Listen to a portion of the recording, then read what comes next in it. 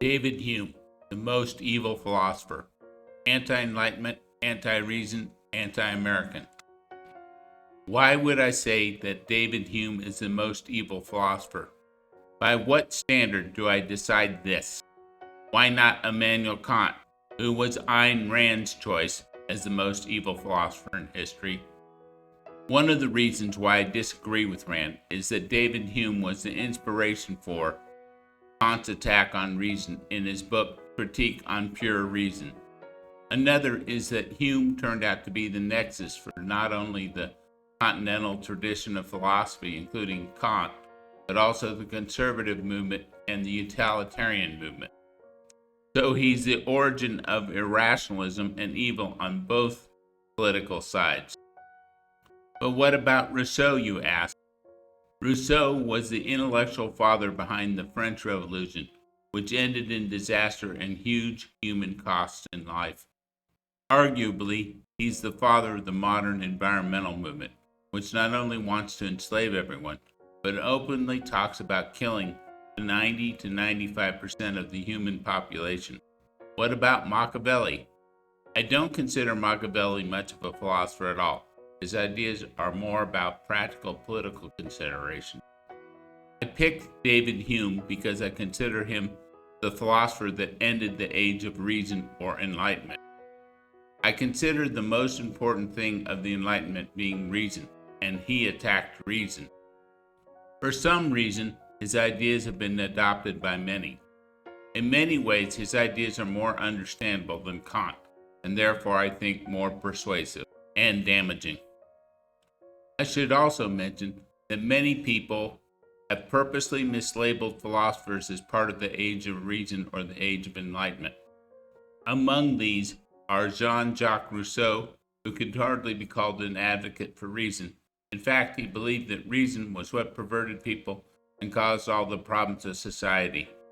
Of course, David Hume, which I'm going to talk about more, and Immanuel Kant, whose attack on reason was a throwback to the ideas of Plato, and an attack on Aristotle.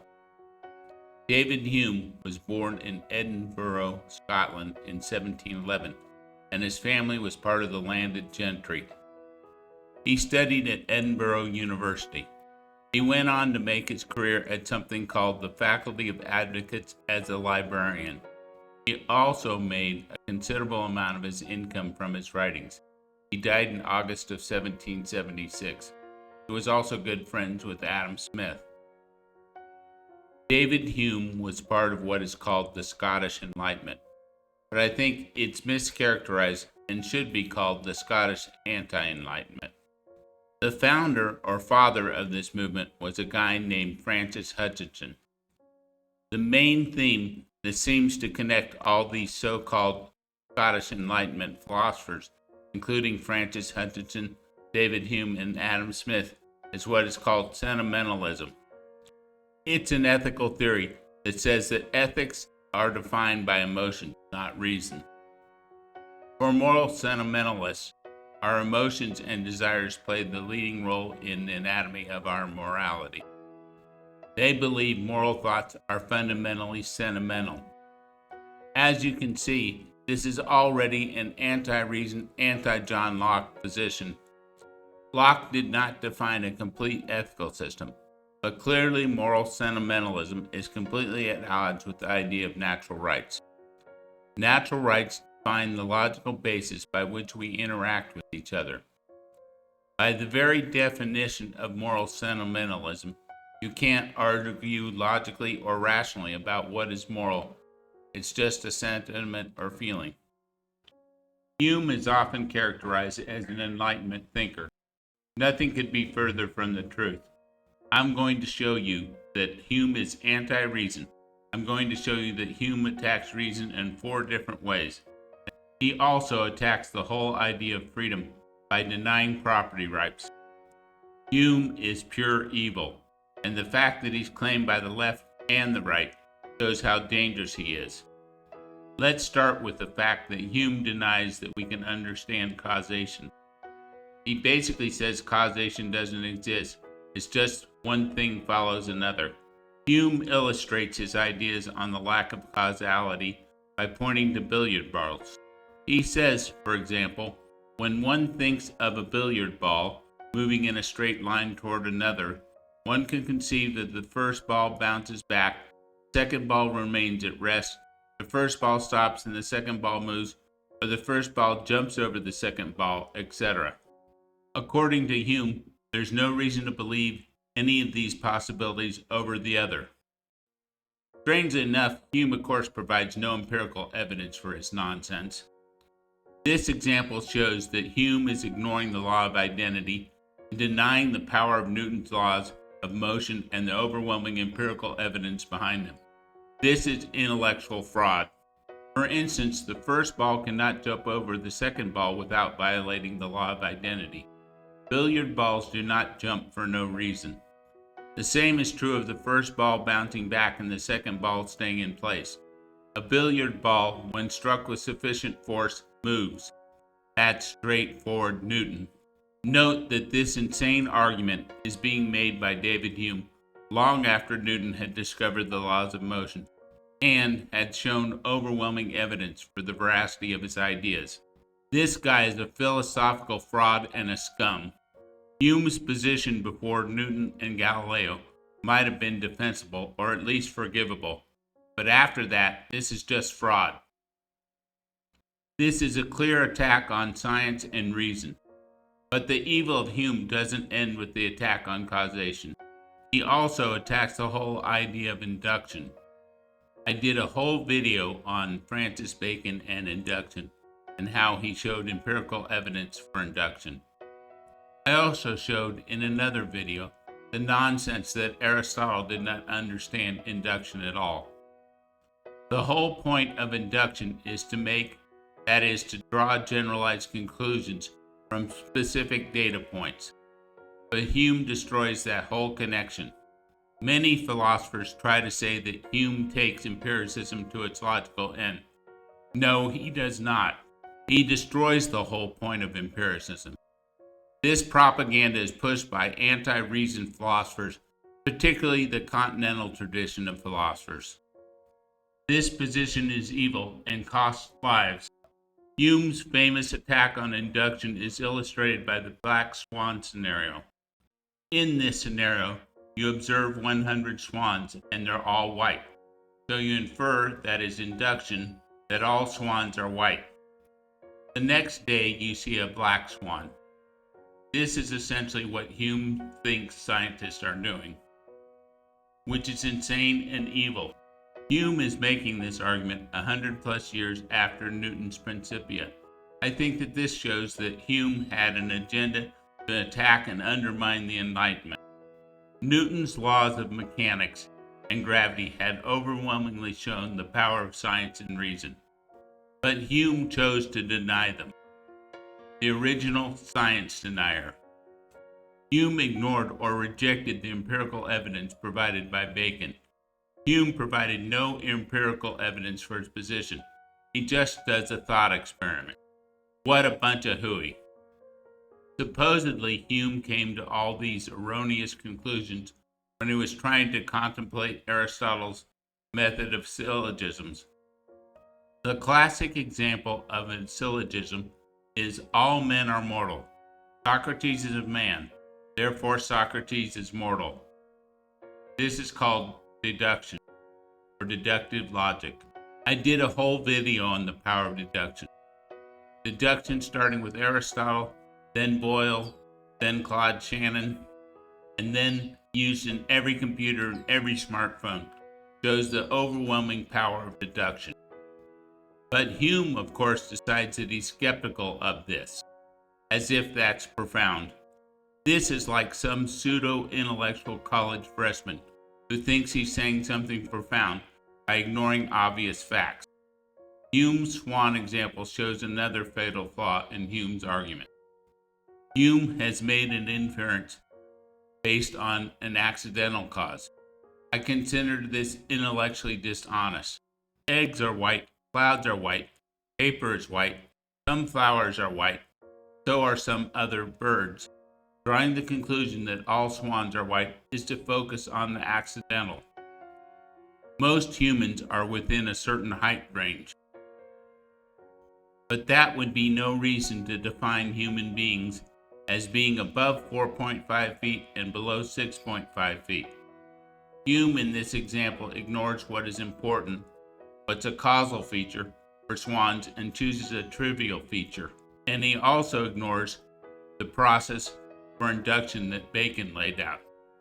This trick by Hume is worthy of a sideshow magician, not serious philosophy or science. There's another error that people who argue along the lines of Hume make. An example of this argument was used to attack Newton's ideas on gravity. People argued that Newton had failed to explain why masses have gravity and how gravity works at a distance, and therefore they rejected all of Newton's ideas on gravity. The criticism is fair, but the conclusion is not. In fact, Newton acknowledged that this was a problem. That did not mean he had not contributed enormously to the understanding of gravity. This is the fallacy of perfect knowledge. The perfect knowledge argument is that if you don't know everything with perfect precision, then you don't know anything. This is Karl Popper's insane argument. I did a whole video on Karl Popper, who, by the way, was not a scientist, had only studied a little bit of economics, and in fact spent his life in an economics department, not in a science or philosophy position. He was not a scientist at all. Why we consider him to be the god of philosophy on science is beyond me. It's intellectual fraud. The only way you can meet this definition of perfect knowledge is to be omniscient, which is metaphysically impossible. Thus, they set up a false argument by setting a standard for knowledge that can never be met. All of knowledge is contextual. By context, we mean the sum of the cognitive elements conditioning the acquisition, validity, or application of any item of human knowledge. In the case of Newton, his mechanics are correct within the context of the knowledge which it was developed, at least. There are other areas of context where Newtonian mechanics supposedly are not correct. A better example of the context of knowledge is Kirchhoff's laws in circuit theory. Kirchhoff's laws only apply at lower frequencies. For instance, at higher frequencies, electricity jumps across an open circuit. Think of an EMP. Another example is that in most construction, we assume that the earth is flat. Does this mean that we are wrong? No, it means that within the context of the construction project we're taking on, this is a perfectly valid form of knowledge. All this proves about Newton is that he was not omniscient. Not that he's wrong or that all of Newtonian mechanics is nonsense. One of the proposed solutions to Hume, suggested by Hume himself, is that knowledge is probabilistic. Karl Popper is probably the best known advocate of this idea. The idea as applied to the black swan case above would be that the more swans we see, the more certain we are that all swans are white. However, we can never know for sure. Thus, the whole idea is that there's never any certainty in knowledge. One little fact can cause it all to come tumbling down. We never know anything for sure. Scientific theories are never true. They've just not been proven incorrect yet. This is the insanity of Karl Popper and David Hume, and this is an attack on reason. It's an attempt to undermine people's confidence in their ability to reason, which is a tactic adapted by every 2-bit dictator and sideshow barker. This idea has become quite popular in the scientific community. However, probabilistic knowledge ignores the law of identity. Probability is built on the law of identity. Probability theory was developed to understand the odds of games of chance. For instance, what is the probability that a die when rolled will land on a 6? If we roll the die and the position on the numbers could change without cause, which would violate the law of identity, then probability theory would not work. In order to determine the probability of a die being 6 when rolled, we determine all the possible outcomes. This is the law of identity. Then we determine how many of these are 6. Probability also does not defy causation. It assumes that we do not know the initial condition, and that the initial conditions are random. If we know the initial conditions, then we can use Newtonian mechanics to determine exactly which number will appear on the die when we roll it. Now, some people will counter that this is not true, since we don't know if a fly will land on the die or an asteroid will land on us just as the die is thrown. This is context dropping of knowledge, and we discussed that before. The evidence is overwhelming that David Hume is an anti-Enlightenment, anti-reason philosopher. And why does this matter so much? Because he spawned the two axes of anti-reason evil in the world. The continental tradition of philosophers like Kant, Hegel, Marx, who spawned communism and National Socialism, and he created the concrete, hidebound anti-philosophy conservatism of Burke and the utilitarianism of Bentham. These are the sources of evil in the world that are destroying Western civilization today.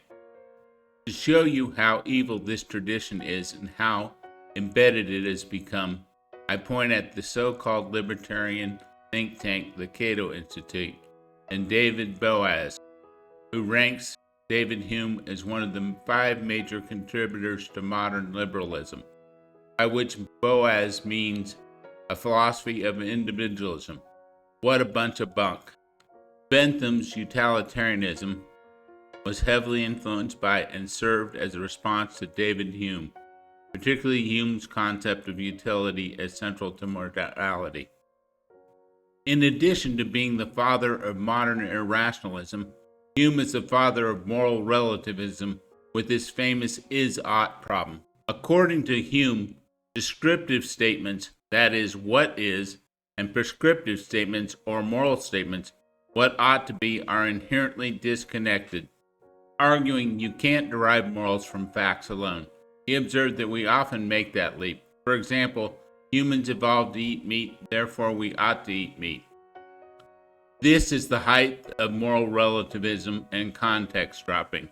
Not surprisingly, since Hume also was a moral sentimentalist who believed that morality was based on emotions, not on reason.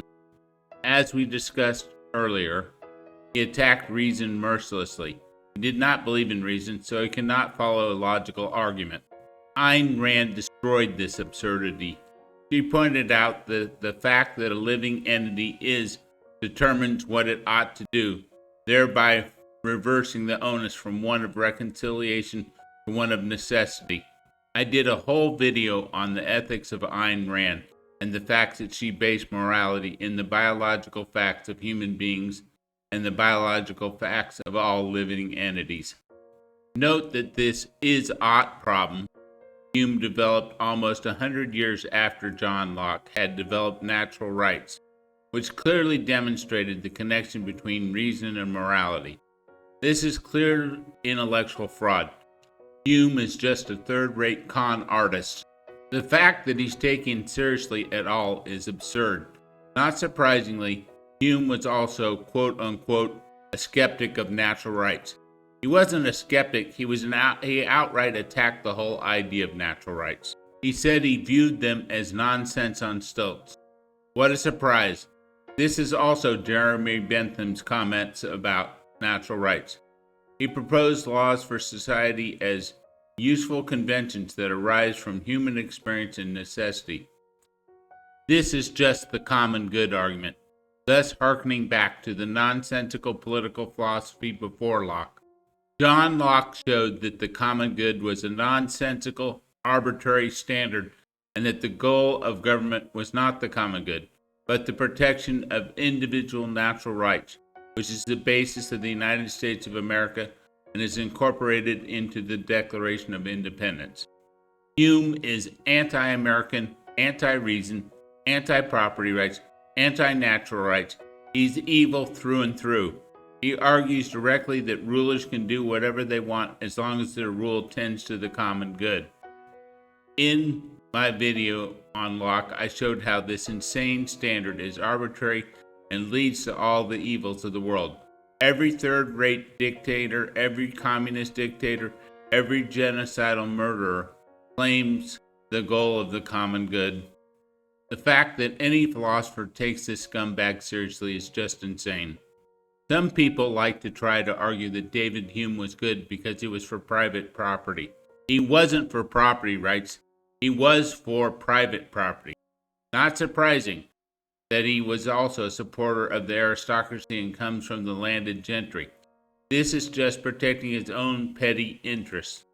Hume said property rights are not natural rights, but artificial conventions that arise from human experience and necessity for societal stability emerging from the scarcity of external goods. Hume sounds just like the Austrians and the socialists who argued about non-rivalrous goods, which is just completely insane. It means that you have no right to your land or your house or your car if someone else can find a better societal utility for it.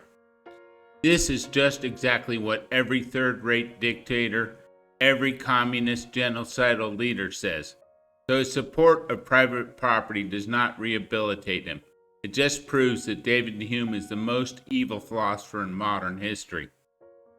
David Hume is an attack on Aristotle, Newton, Bacon, John Locke, and Ayn Rand, and is anti-Enlightenment trash. I think there are a couple of comments here that need to be made about Hume and the absurdity of his positions.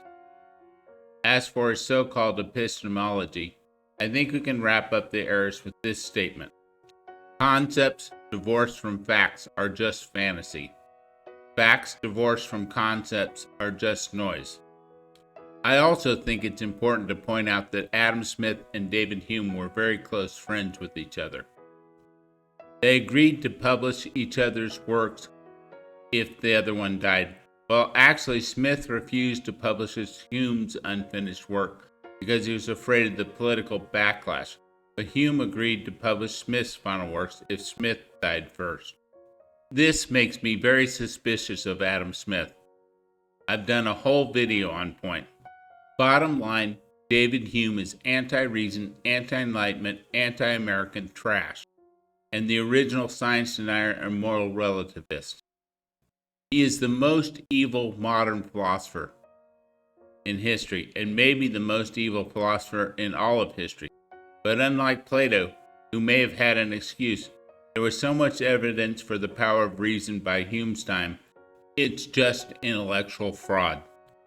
Hume went out of his way to try to destroy reason, and this has been picked up by the scumbags who call themselves conservatives and the scumbags who call themselves Marxist, fascists, or National Socialists. Long live freedom, damn it.